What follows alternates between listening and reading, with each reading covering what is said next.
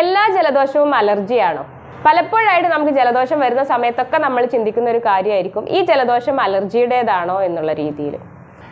എല്ലാ ജലദോഷവും അലർജി കൊണ്ടല്ല വരുന്നത്. എന്നാൽ അലർജി കൊണ്ടും അല്ലാതെയും നമുക്ക് ജലദോഷം വരാം. അലർജി കൊണ്ടല്ലാതെ വരുന്ന ജലദോഷത്തിനെയാണ് നമ്മൾ കോമൺ കോൾഡ് എന്ന് വിളിക്കുന്നത്.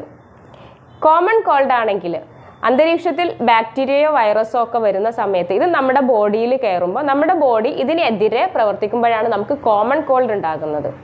ഇത് കുറച്ച് കാലം മാത്രം നിന്ന് പിന്നീട് മാറും. എന്നാൽ ഇത് ഒരാളിൽ നിന്ന് മറ്റൊരാളിലേക്ക് പകരും.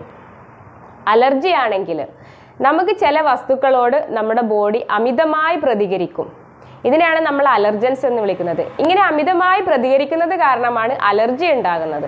ഇത് ഇടയ്ക്കിടെ വന്നുകൊണ്ടിരിക്കും. ഇത് ഒരാളിൽ നിന്ന് മറ്റൊരാളിലേക്ക് പകരൂല.